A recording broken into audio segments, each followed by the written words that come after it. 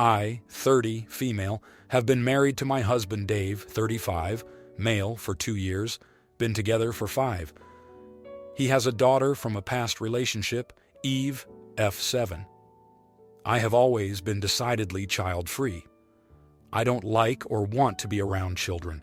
When I met Dave, I didn't know he had a child. We had been dating for 4 months before I realized it. To people who asked why I didn't think to ask, we met at his house, at a party he hosted. There was no picture or anything indicating there were kids around. In fact, his entire house screamed bachelor, while there was a sofa, white bedding, extra clean, and an infinity pool. I realized he had a kid only when her mom dropped her off without notice at his house when I was there. It was a shock. I told him I am child-free and need to end the relationship, but he begged me to stay. I told him in no uncertain terms I don't want to be around or raise a child. He agreed. He even got a vasectomy to prove to me he is serious. Eve lived with her mom most of the time and visited every other weekend. I took off these weekends. Basically, I still led a child-free life. All that changed 2 months ago when Eve's mom remarried. Her husband didn't want any kids previous to their marriage around. Eve's mom decided since she took care of Eve for 7 years, it was now Dave's turn to. She told him that as she gave the kid to him. Their custody agreement flipped, basically. Dave does love his kid and doesn't want her to suffer. He tried getting his mom to look after her, but his mom, having just retired, refuses to work anymore. Dave was forced into keeping Eve full-time. This meant a major adjustment for me as well. I had to learn to live with a kid in the house. I just avoided her at all costs. Even though it was affecting my relationship with Dave, as we didn't get enough time together. Last week, though, Dave fell sick. He needed me to take care of Eve. I tried the first day, but it was weird, awkward, and exhausting. From the second day onwards, I just got a babysitter on my dime. When Dave recovered enough yesterday, he was furious at me for putting his child with a babysitter and refusing to take care of her. I reminded him what our agreement was. He said it didn't matter, that I should have taken care of his kid, that he needed me to step up. He said this was just selfish of me and that I am an AH for doing this. Am I the idiot? A lot of the comments are bashing me for having married a man with a child. I admit, I was being naive. All I can say is, in the 5 years we were together, the only time I saw the child before her mom's wedding was when she was dropped off. Dave kept their lives so easily separate, it was easy to forget he had a child. Dave is not just a father. I loved him, married him, and stayed with him because he is an amazing partner for me. We share a lot of the same interests, and life with him was heaven. It only got bad once Eve moved in. All of you who are bashing me about being cold to her, we just don't cross paths. Our home is pretty big. She leaves for school before I get up. I will be working late and won't be at home when she gets back. When I get back, she would be in her room doing homework. I go to my room to freshen up. By the time I get downstairs to cook and eat, it will already be her bedtime. On weekends, DH, dear husband, takes her out with him, or I go out. We almost never cross paths. When I see her, I do smile. I do say hi. I don't go out of my way to see her or engage with her. That is it. The day I tried, she acted like a normal 7-year-old would, I think. She had school, so I had to make her breakfast, get her dressed, and drop her off. I got up early for that. She chatted nonstop, giving me a headache. I worked from home and got her in the afternoon. Again, fixing food, helping with homework, getting her to eat dinner, and tucking her in bed. I did all of it. I fell into bed with a huge headache. I asked my friends for an emergency babysitter and got the one they recommended. Paid extra for the emergency. I was physically, mentally, and emotionally exhausted by taking care of her. I had a professional take care of her the rest of the days. I still checked on her and said goodnight every day. I am sorry, but as a person who physically and mentally can't take care of kids, this is the best I could do.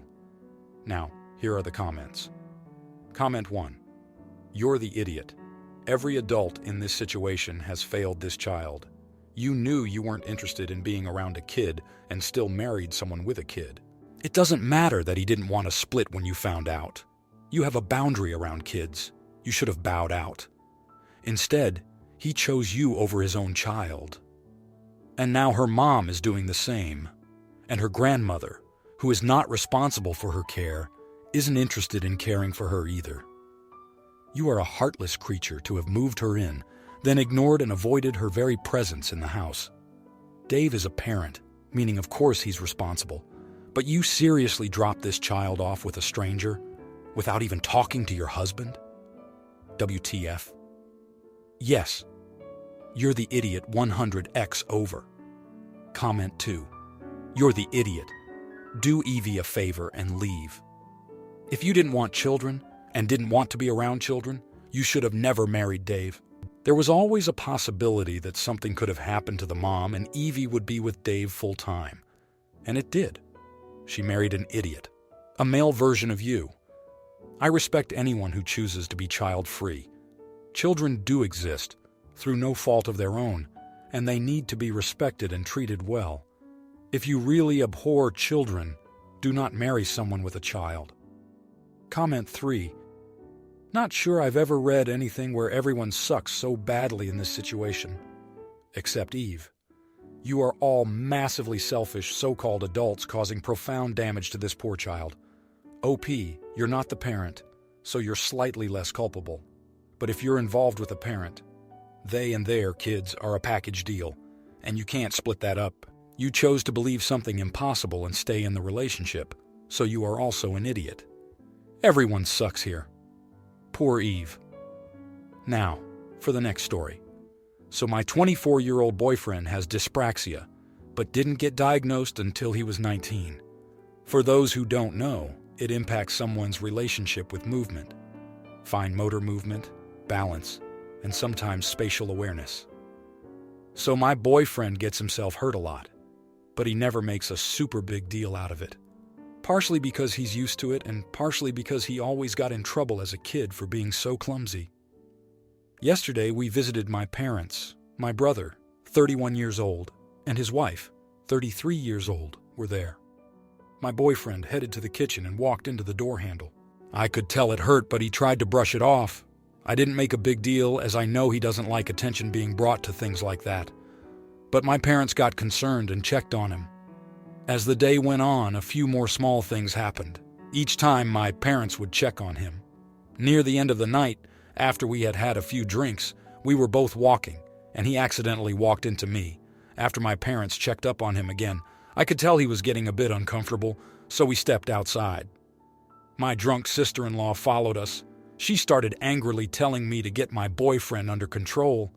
He wasn't the only one here to see my parents, and that he kept taking all the attention, and he needed to stop being such a pick-me girl, and that he was being clumsy on purpose. My already tipsy boyfriend got pretty upset. He had been uncomfortable at the level of attention and concern my parents had been giving him. He had been called clumsy by his parents all the time as a kid, so he started to tear up, which made him feel worse because he hates crying, something he also used to get in trouble for. My sister-in-law made another comment, how now he's crying, so he can get all the attention, and I yelled at her. My parents had been talking to her all day, and while they had been checking up on my boyfriend when he has hurt himself, they have given her plenty of attention, and using her own words against her, she wasn't the only one here to see my parents. She then started crying and ran inside to get my brother. He came out pissed that I upset his wife, but calmed down as soon as he saw me comforting my boyfriend. He told me that he'd call me later and got his wife, and they left.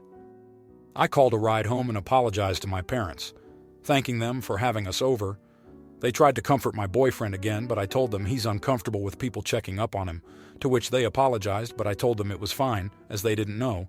My brother and I have yet to have that call, and my sister-in-law has been texting me, saying that I was now causing problems with her marriage, and that I should have stayed out of it, since this didn't concern me, and was an issue between her and my boyfriend, as he's, in her words, obviously jealous my parents like her better than him. I've ignored her, but the fact that she's now sober and still upset, and that I was also drunk during the argument, has me wondering if I should have handled it differently. So, am I the idiot? Edit. Small edit made in comments due to post length. Now here are the comments. Comment 1. Not the idiot. So your sister-in-law has no problem yelling at someone to the point where they are crying, but then breaks down crying herself and runs to her husband the moment anyone criticizes her. A classic case of someone who wants to dish it out but can't take it. In the end, she deserved everything that got because she bullied a person who had issues that she knew nothing about. And all because she was jealous she wasn't in the spotlight all the time. As far as sister-in-law texting you, it sounds like your brother had it out with her for bullying your boyfriend, and if he did, good for him. And if it is causing problems in her marriage, it sounds like this isn't the first time this has happened. You did the absolute right thing standing up for your boyfriend against a bully. Comment 2. Not the idiot. She can't handle the consequences of her own actions' words. She feels attacked and offended. If she wasn't such a cow to your boyfriend, she wouldn't be having any issues in her marriage. That's on her, not on you at all. Your brother's reaction to seeing your boyfriend upset, i.e. going from pissed to getting his wife and leaving, makes me think he's well aware of what kind of things she said, and that it's something he already had issues with her over. You did nothing wrong. Your sister-in-law is jealous for some reason, but that's not your problem. I'd send screenshots of what she's saying to you, to your brother, and say, hey, look, I don't appreciate this barrage of crap from your wife. Comment 3. Not the idiot. Her own insecurities make her lose it if she is not the center of attention. You should have an honest, calm talk with your brother and show him the texts. You were reasonably upset. Don't expect an honest apology from her, though. Better yet, don't even ask one. It would be a waste of energy. Just be sure you make your point across to your brother and parents, and stay happy with your boyfriend. Please try not to overthink this as much as you can. Now, for the next story. So, I am 37 years old and was very close to my cousin, as we were born within months. Early this year, her then fiancé kicked her out to move his side chick in. Becky then asked to move in with me. I have a cat that I found hiding inside my car. Gar is my baby, and I adore him. He was a little hesitant when Becky moved in, but warmed up to her. Gar started acting weird. I wasn't sure what was up, so I took him to the vet. She said it might be a little anxiety still over Becky. In July, she started making comments about thinking she was allergic to Gar, as her eyes were itchy and watery. I felt bad telling her I'd buy her allergy medicine. But she said they weren't helping. So I started cleaning more, trying to reduce the hair and dander more. I asked Becky if things were better, and she said slightly, but she was still suffering. She asked me to confine him to my bedroom so the common rooms were clear of him. I told her no. I had to leave for a few days for a baby shower. My plan was to go to the shower, then visit with my friend. Halfway through the shower, my phone rang. I didn't know the number and figured if it was important they'd leave a message. And they did. I excused myself to listen, finding out it was a shelter in the next county over. Apparently, a woman dropped off my cat saying they found him. Gar is microchipped, thank God. The girl behind the counter explained, and I just knew it was Becky. I arrived home and Becky saw me from the garage. Her face looked panicked as I got out. She said she was sorry, but Gar got out and she hadn't found him. I said, that's weird, as blank county animal shelter said they had Gar. She shifted a little when I asked what really happened. That was when the word vomit started. It ranged from her allergies to Gar being underfoot all the time to the stench of the litter box. I told her I have Gar and that she has 2 days to leave. I'm sure her mom would take her back. The waterworks started before she screamed, stomping inside, grabbing her keys and leaving. That was a week ago. Now, here are the comments. Comment 1. Not the idiot. I'm impressed you didn't choose violence. No one messes with my cat. I hope Gar is okay after being catnapped by Becky. Treats and scritches to him from this Reddit stranger and cat lover. Comment 2. Not the idiot, of course. Are you kidding me? She dropped your cat somewhere? What an A. Do you still have stuff from her because she left in a hurry? I would take those things and leave them at a thrift store. If she wants them, then she can go and pick them up there. Comment 3. Not the idiot god that's weird. I am actually allergic to cats with a neighbor whose cat seems to love me for that very reason, and I still let him on me, allergy tablets in hand. There must be something more to this, surely. If you like this video, you'll probably like these too. Also, while you're here, please consider subscribing. It's your support that keeps this channel alive and allows me to make better and longer videos. Have a great day. Have a great day.